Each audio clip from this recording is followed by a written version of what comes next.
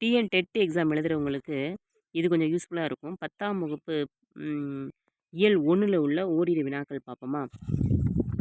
பின்வருவற்றில் எது பொருந்தாது அப்படின்னா, நற்றிணை, குறுந்தொகை, முல்லைப்பாட்டு, ஐங்குறு நூறு அப்படிங்கிற போதில் முல்லைப்பாட்டு மட்டும் வேறுபட்டிருக்கு. நற்றிணை, குறுந்தொகை, ஐங்குறு நூறு வந்து என்ன அப்படின்னா அகநூல்.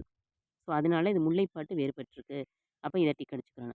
கீழ்கண்டவுள்ள 10 பாட்டு அல்லாத எது எது அப்படின்னா பரிபாடல்.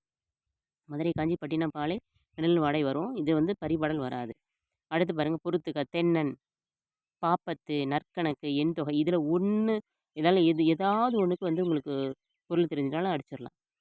பாப்பத்து அப்படின்னா என்ன வரும்? 10 பாட்டு. தென்னன் அப்படின்னா தென்னன் எப்போதுமே பாண்டிய மன்னன். எண் தொகை அப்படின்னா 8 தொகை. நற்கணக்கு அப்படின்னா 17 கீழ்கணக்கு. அப்போ இதுதான் கரெக்டு.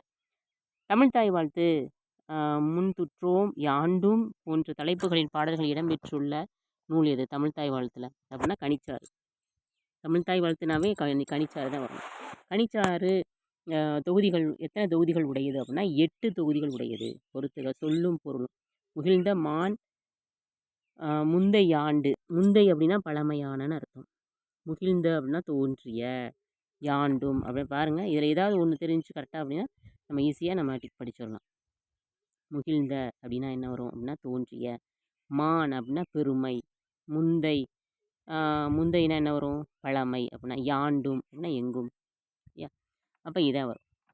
அன்னை மொழியை அழகார்ந்த செந்தமிழை முன்னைக்கு முன்ன முகிழ்ந்த நறுங்கனியை இவ்வடிகள் இடம்பெற்றுள்ள தொடை நயம் குறிப்பிடுங்க அப்படின்னா சீர்மோனையும் அடி எதிகை. சீர்மோனை அடி எதிகை. பாப்பத்து என்பது என்ன அப்படின்னா என்பது டேஸ் நூல்கள் அப்படின்னா 10 பாட்டு நூல்களை கொண்டது. பாப்பத்தே அப்படின்னா 10 பாட்டு நூல்களை கொண்டது.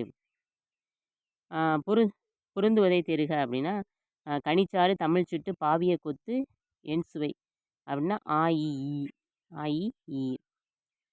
அது பாருங்கள். அடுத்து தமிழ் முத்தமிழாய் வளர்ந்து, இதில் முத்தமிழ் என்பவை என்ன அப்படின்னா இயல் இசை நாடகம். முத்தமிழ் எப்போதுமே நம்மளுக்கு இயல் இசை நாடகம் தான் நம்மளுக்கு கரெக்டாக தெரிஞ்சது விடுதேன். அடுத்து பாருங்கள்,